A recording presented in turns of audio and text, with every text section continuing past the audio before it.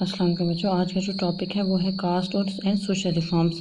کیسے caste system کو ختم کرنے کی کوشش کی اور کون کون سے سوشل ریفارمس جو ہے وہ آئے گئے.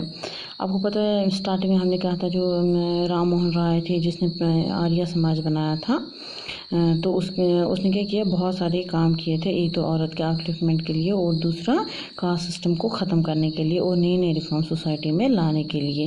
اسی کے دوران ایک اور سماج بنایا گیا تھا جس کا نام تھا پرتھانا سماج. ٹھیک ہے، یہ بنایا گیا تھا ممبئی میں 1940 میں. اس سے کیا کیا تھا، انہوں نے کوشش کی تھی جو کاسٹ سسٹم ہے وہ ختم ہو جانا چاہیے، کیونکہ جو کاسٹ سسٹم تھی اس میں کیا تھا، زیادہ پریولیج جو تھا وہ برہمنس کو دیے جاتے تھے یا کاشتریاز کو دیے جاتے تھے جو لڑائی کرتے تھے، جبکہ جو باقی سوشل کاسٹ تھی ان کو لو کاسٹ مانا جاتا تھا، انٹچبل مانا جاتا تھا. اور ان کو جو بالکل بھی جو اپر کاسٹ ہیں ان کی گھروں میں الو نہیں کیا جاتا تھا، اسکولوں میں نہیں جانے دیا جاتا تھا. اچھا، یہ بالکل الگ تھلگ ان کو رکھا جاتا تھا.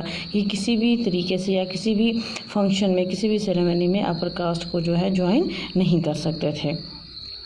تو اسی طرح یہ ریفارمز جو ہیں یہ 19 سینچری میں بھی چلتے گئے.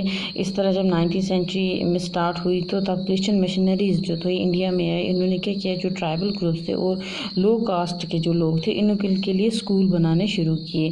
تو انہوں نے اسکول بنائے ان میں اور ان کو وہاں پر پڑھانا شروع کیا تاکہ یہ کیا کر سکیں، اپنی تاکہ ان کو تھوڑی سی علم کی جو ہے تھوڑا سیکھ سکیں یہ علم کے بارے میں. ان کو پتہ چل سکے کہ ہماری لائف جو ہے وہ کیا ہے، ایکچولی ہم ہیں کیا اور ہم کیوں نہیں ان کا مقابلہ کر سکتے ہیں.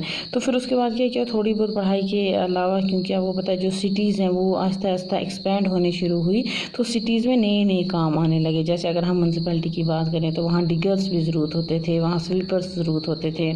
اسی طرح باقی سٹیز کی بات کریں تو وہاں جو آٹو رکشہ چلانے والے ہوتے تھے ان کی ضرورت پڑتی تھی.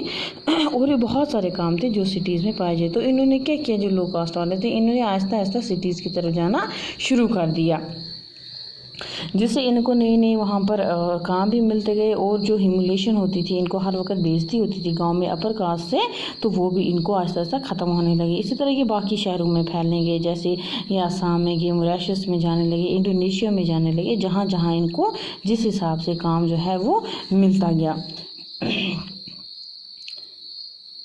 اچھا، اور بھی اسی طرح اگر ہم اپنی اس دوران اگر اپنی کنٹری کے بارے میں بات کریں یا جو بھی تھے سماج اس کے بارے میں بات کریں تو تب آرمی ریکروٹمنٹس بھی ہوتی تھیں. اور ایک آرمی ریکروٹمنٹ ہوئی تھی جس کا نام رکھا گیا تھا مہر ریجمنٹ. مہر کا مطلب ہوتا تھا انٹچبلز. یہ ایک اسپیشل کاسٹ ہوتی تھی جن کو بالکل ٹچ نہیں کیا جاتا تھا.